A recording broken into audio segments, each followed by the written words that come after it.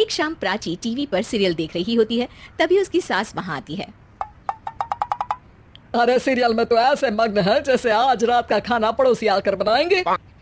मुझे पता ही नहीं था आपने अपने बेटे की शादी पड़ोस में भी की हुई है। हैं? मतलब?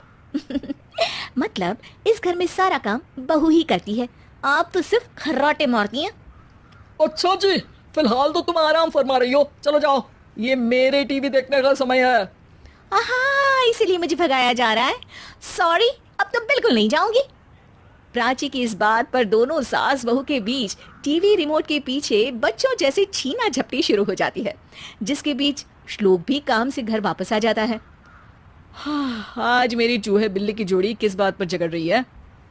अरे तेरे बीवी मुझे टीवी ही नहीं देखने दे रही। अरे तुम्हारी मम्मी मुझे खाना बनाने के लिए फोर्स कर रही है।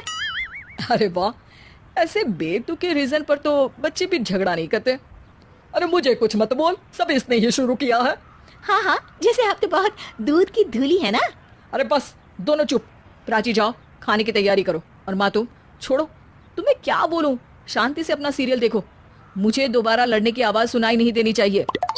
ऐसा बोलकर श्लोक वहां से चला जाता है, जिसके पीछे पीछे प्राची भी कुछ न कुछ बड़बड़ाते हुए रसोई में चली जाती है। हाँ हाँ, सासू जी को तो कुछ बोलेंगे ही नहीं, बस मुझ पर ही हुक्म चलता है, खाना बनाओ, जैसे मैं इनके घर में खाना बनाने के लिए आई हूँ। इसी तरह शाम बीतती है और रात को श्लोक और प्राची की सास खाना खाकर सोने चले जाते हैं, लेकिन प्राची गुस्से में कुछ खाए बिना काम में ही लगी रहती है। इस घर में किसी को घंटा फिक्र नहीं पड़ता, मैं खाऊं या भूखी रहूं। प्राची कुछ देर के लिए रसोई से बाहर जाती है और जैसे ही वापस आती है तो वहां दूध का भरा ग्लास देखकर हैरान रह जाती है। फिक्र पूरी है, बस दिखाना नहीं है। प्राची दूध पीकर सोने चली जाती है और अगली सुबह एक बार फिर सास बहू का कार्टून नेटवर्क स्टार्ट हो जाता है। ये तुमने ही किया है। अरे अजीब जबरदस्ती है, मैं बोल रही हूँ मैंने कुछ नहीं किया। दोनों ने मिलकर पूरे घर को पागल खाना बनाया हुआ है। यहाँ कोई नॉर्मल इंसान तो रह ही नहीं सकता, इसीलिए अब पड़ोसी क्या रिश्तेदार भी घर आने से कतराते हैं। और सुन बेटे, तू भी चंगा, तेरी माँ भी चंगी, तेरी बीवी भी चंगी, रिश्तेदार। हाँ जी, आपको नहीं पता क्या, गंगाधर ही शक्तिमान है, रिश्तेदार ही। हाँ हाँ, बस समझ गया। कभी जानवरों जैसे लड़ेंगी तो कभी जुगलबंदी करेंगी। भाई मैं आप दोनों के बीच में नहीं फंसना चाहता। सास बहू की इस मनमौजी जोड़ी से परेशान होकर श्लोक अपना सिर खुजलाता वहां से चला जाता है। चलो अब मैं भी कीर्तन में जा रही हूँ।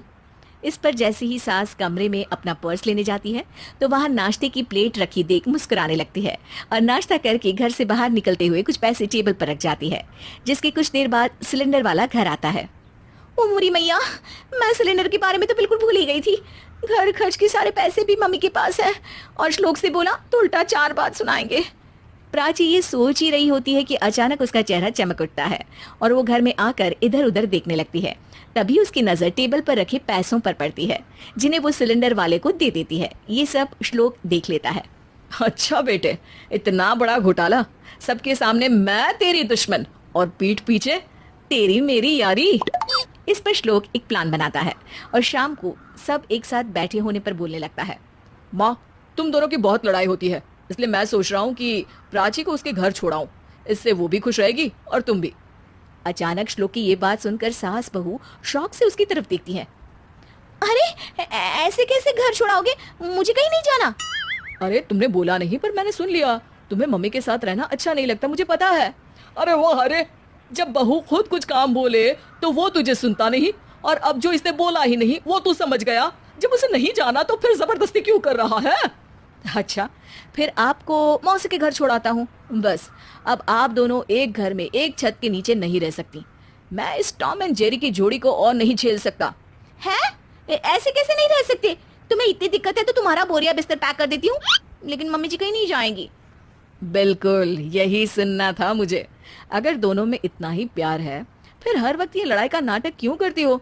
देखा मैंने कैसे माँ किचन में दूध रखती है और तुम उनके लिए कमरे में नाश्ता रखती हो, और कैसे वो पहले ही तुम्हारी दिक्कत समझकर घर में पैसे रखकर बाहर जाती है।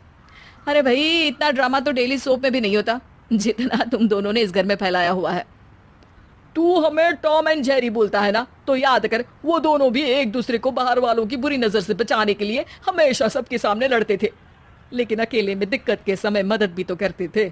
बस हमारा रिश्ता भी कुछ ऐसा ही है। और वैसे भी अगर सास बहू में तू मैं नहीं होती तो दुनिया वालों को कहानियां कैसे मिलेंगी?